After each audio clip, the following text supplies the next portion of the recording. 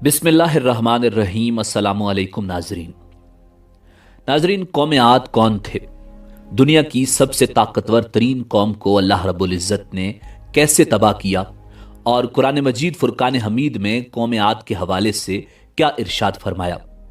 कौम आद इस वक्त कहाँ मौजूद हैं? जदीद तहकीक ने किस मकाम से कौम आद के मुजस्मे दरियाफ्त किए?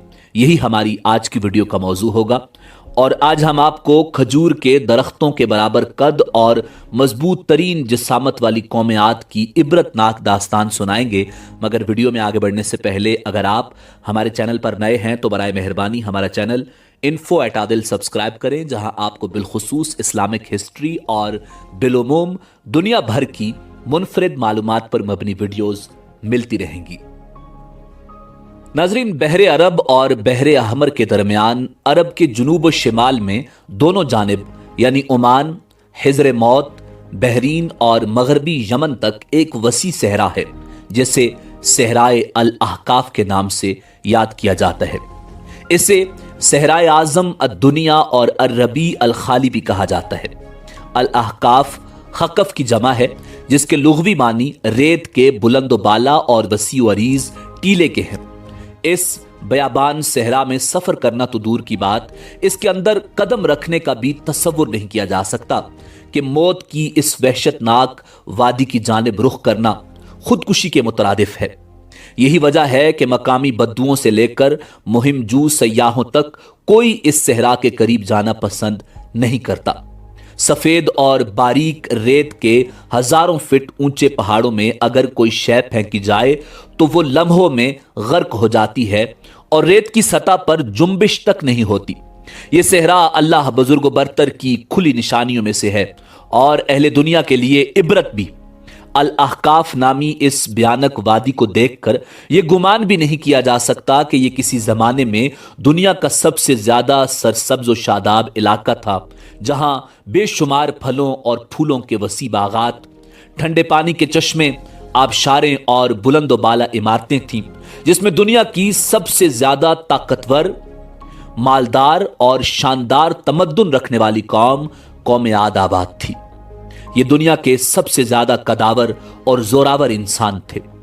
इतने ताकतवर लोग अल्लाह ने फिर पैदा नहीं किए, जैसा कि अल्लाह जल्ला शानुहु ने कुरान मजीद फुरकान हमीद में इरशाद फरमाया, इन जैसी कोई कौम और मुल्कों में पैदा नहीं की गई। हिजर मौत और नजरान के दरमियानी इलाके अल अहकाफ में कौम आद के, जिसे कौम इरम भी कहा जाता है, 13 कबाइल आबाद थे। कौम आद के अल अहकाफ में रहने से मुताल्लिक कुरान मजीद फुरकान हमीद में अल्लाह रब्बुल इज़्ज़त ने इरशाद फरमाया, ऊद को याद करो जबकि उसने अपनी कौम को अहकाफ में डराया। नाजरीन, अल्लामा जलालुद्दीन सुयूती रहमतुल्लाह अलैह अपनी तफसीर दुर्र मंशूर में तहरीर करते हैं कि कौम आद निहायत जोरावर और बहादुर कौम थी। ये बुत परस्त थे। उनके 2 बुतों के नाम हमूद और हब बयान किए गए हैं। इब्न कसीर ने अपनी तफसीर में तीसरे बुत का नाम समद भी बयान किया है। नाजरीन, आद एक कदीम अरबी कौम है जिसका जिक्र कुरान मजीद फुरकान हमीद में सूरह हूद और सूरह फजर में आता है। इस कौम पर हजरत हूद अलैहिस्सलाम को नबी बनाकर भेजा गया था। जब इस कौम ने शिर्क और बुत परस्ती तर्क न की तो अल्लाह रब्बुल इज़्ज़त ने अजाब नाजिल करके इसे तबाह कर दिया। इस कौम के तज़किरे को कहानी समझा जाता था, मगर इसी सदी में इसके मरकजी शहर इरम, अरबी में इरम ज़ातिल इमाद और अंग्रेजी में उबर, वाबर और इरम के आसार बरामद हुए हैं, जो अर-रुबा अल खाली के उस हिस्से में है जो आजकल ओमान में शामिल है। आद असल में हजरत नू अला नबीना अलैहिस्सलाम की चौथी पुश्त से थे। आद बिन औज बिन इरम बिन साम बिन नू, और उनके नाम पर इस कौम को पुकारा जाता है, यानी इस कौम का नाम इनके जद्द अमजद के नाम पर था। कौम आद को मशहूर रिवायात के मुताबिक एक अजीम आंधी से तबाह किया गया था। कुरान के मुताबिक ये कौम दुनिया और आखिरत दोनों में अल्लाह की रहमत से दूर और महरूम है।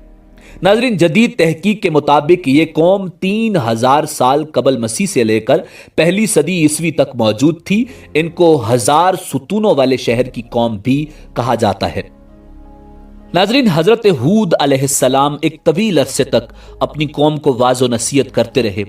کبھی وہ انہیں اللہ کی طرف سے عطا کردہ نعمتوں کی یاد دلاتے تو کبھی عذاب الہی سے ڈراتے، مگر وہ بہرے اور اندھے بنے رہے۔ تاریخی کتب میں ہے کہ حضرت ہود علیہ السلام مسلسل 50 سال یا اس سے بھی زیادہ درس و نصیحت میں مصروف رہے۔ قوم عاد کے 13 قبائل میں سے لقمان اور خلجان نامی قبائل نہایت طاقتور تھے اور انہیں حکمران کی حیثیت حاصل تھی۔ حضرت ہود علیہ السلام نے جب دعوت حق دی اور کفر و شرک چھوڑ کر ایک اللہ کی بندگی کی طرف بلایا تو لقمان قبیلے نے سخت مزاحمت کی اور حضرت ہود علیہ السلام کے دشمن ہو گئے۔ اس کے برعکس دوسرے قبیلے خلجان نے حضرت ہود علیہ السلام کی باتوں پر غور و خوض کیا اور ان میں سے اکثر جلد ہی آپ کی دعوت کو قبول کر کے ایمان لے آئے۔ حضرت ہود علیہ السلام نے اپنی قوم کو رائے حق پر گامزن کرنے کی ہر ممکن کوشش کی، مگر قوم نے ان کی دعوت قبول کرنے سے انکار کر دیا تو بالآخر انہوں نے بارگاہ الہی میں مدد کے لیے دست دعا دراز کیے، جسے قرآن کریم نے یوں بیان کیا۔ نبی نے دعا کی کہ اے پروردگار، انہوں نے مجھے جھوٹا کہا ہے پر تو میری مدد فرما۔ اللہ نے اپنے نبی کی فریاد کے جواب میں فرمایا، اے نبی، یہ بہت جلد اپنے کیے پر پچھتانے لگیں گے۔ ناظرین، اللہ رب العزت نے اپنے نبی کی دعا قبول فرمائی اور قوم عاد پر عذاب کی ابتدا ہو گئی۔ بادلوں کے فرشتے کو حکم دیا گیا کہ اب بارش نہ برسائی جائے۔ چشموں کے فرشتے کو حکم دیا گیا کہ ان کے ٹھنڈے، میٹھے اور شفاف پانی سے لبریز چشموں اور آبشاروں کو خشک کر دو۔ ناظرین، روایات میں آتا ہے کہ دیکھتے ہی دیکھتے ان کے سرسبز و شاداب کھیت و کھلیان سوکھنے لگے اور مویشی مرنے لگے، یہاں تک کہ لوگ پینے کے پانی تک کو ترسنے لگے۔ کثیر تعداد میں پیدا ہونے والے پھل اور اناج ناپید ہو گئے۔ پوری قوم خشک سالی کا شکار ہو کر بدحال اور پریشان ہو گئی۔ یہ سلسلہ مسلسل 3 سال تک جاری رہا۔ حضرت ہود علیہ السلام نے اپنی قوم کی طرف دیکھا تو پریشان ہو گئے۔ آپ بہت افسردہ اور پریشان رہنے لگے اور پھر ایک دن انہوں نے اپنی قوم سے فرمایا، اے میری قوم کے لوگو، تم اپنے پالنے والے سے بخشش مانگو، اس کے آگے توبہ اور استغفار کرو، وہ تم پر آسمان سے بارش برسائے گا اور تمہاری طاقت و قوت میں اضافہ فرمائے گا، اور دیکھو گنہگار بن کر روگردانی نہ کرو۔ قرآن کریم اور احادیث مبارکہ میں توبہ و استغفار کے بڑے فوائد بیان کیے گئے ہیں۔ ناظرین، ابن ماجہ اور ابو داؤد میں حدیث مبارکہ ہے کہ جو پابندی سے استغفار کرتا ہے، اللہ رب العزت اس کے لیے ہر فکر سے کشادگی اور ہر تنگی سے راستہ بنا دیتا ہے اور اسے ایسی جگہ سے روزی دیتا ہے جو اس کے وہم و گمان میں بھی نہیں ہوتی۔ بہرحال حضرت ہود علیہ السلام کے لاکھ سمجھانے کے باوجود اس قوم پر کوئی اثر نہ ہوا، بلکہ نہایت ڈھٹائی کا مظاہرہ کرتے ہوئے کہنے لگے کہ ہم محض تیرے کہنے پر اپنے آباء و اجداد کے اور اپنے ان معبودوں کو نہیں چھوڑ سکتے جو ہمارے آباء و اجداد سے چلے آئے ہیں۔ قرآن کریم نے اسے یوں بیان کیا ہے، اے ہود، تم ہمارے پاس کوئی دلیل تو لائے نہیں، اور ہم صرف تمہارے کہنے سے نہ اپنے معبودوں کو چھوڑنے والے ہیں اور نہ تم پر ایمان لانے والے، بلکہ ہم تو یہ سمجھتے ہیں کہ ہمارے کسی معبود نے تمہیں آسیب زدہ دیوانہ کر دیا ہے۔ ناظرین، عذاب الہی کے ابتدائی مراحل میں خشک سالی نے قوم عاد کی حالت ابتر کر دی۔ ان کے سرداروں اور دانشوروں نے اس سے نجات پانے کے لیے مختلف تدابیر پر غور و خوض شروع کر دیا۔ یہ بات بڑی حیران کن ہے کہ پچھلی قوموں کو جب کبھی کوئی مشکل آ گھیرتی تو وہ اس سے نجات کے لیے حجاز مقدس کا سفر کرتے اور بیت اللہ شریف میں جا کر اللہ کے آگے آہوزاری کرتے، یعنی کافر قومیں بھی اس حقیقت کو تسلیم کرتی تھیں کہ اس ارض و سما میں ایک لافانی قوت موجود ہے، مگر اس کے باوجود جب نبی اور رسول یہ بات کہتے تو ان کی عقل پر پردہ پڑ جاتا۔ قوم عاد کے سرداروں نے بھی یہی فیصلہ کیا کہ قوم کے سرکردہ افراد بیت اللہ شریف جا کر ان دیکھے خدا کے سامنے فریاد کرتے ہیں۔ चुनाचे मुख्तलिफ कबाइल के सरदारों और दीगर अहम अफराद पर मुश्तमिल 70 अफराद का एक वफद हिजाज मुकद्दस रवाना हुआ। उस जमाने में मक्का मुकरमा पर कौम अमालीक की हुक्मरानी थी, जिसका सरदार मुआविया बिन बकर था और मुआविया की वालिदा कौम आद से ताल्लुक रखती थी। वैसे भी मुआविया बिन बकर कौम आद की शान शौकत से बड़ा मरगूब था। चुनाचे उसने वफद की बड़ी खातिर मदारत की और उसे बड़े इज्जत व एहतराम से अपने यहाँ ठहराया। तबरी की रिवायत है कि उस वफद में 2 अफराद मुर्शिद बिन साद और लुकमान बिन लकीम साहिब ईमान और हजरत हूद अलैहिस्सलाम के पैरोकार थे। गालिबन उनका ताल्लुक कबीला खलजान से होगा। उन दोनों के अलावा बाकी सब काफिर और बुत परस्त थे।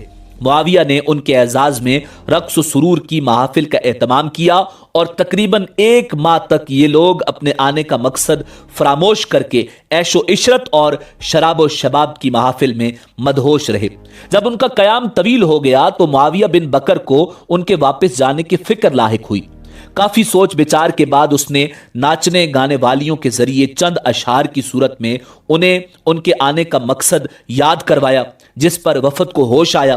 तारीखी कुतब में दर्ज है कि उस मौका पर वफद में शामिल मुर्शिद और लुकमान ने एक बार फिर उन्हें समझाने की कोशिश की, जो कुछ हजरत हूद कहते हैं उस पर ईमान ले आओ, मगर वो न माने।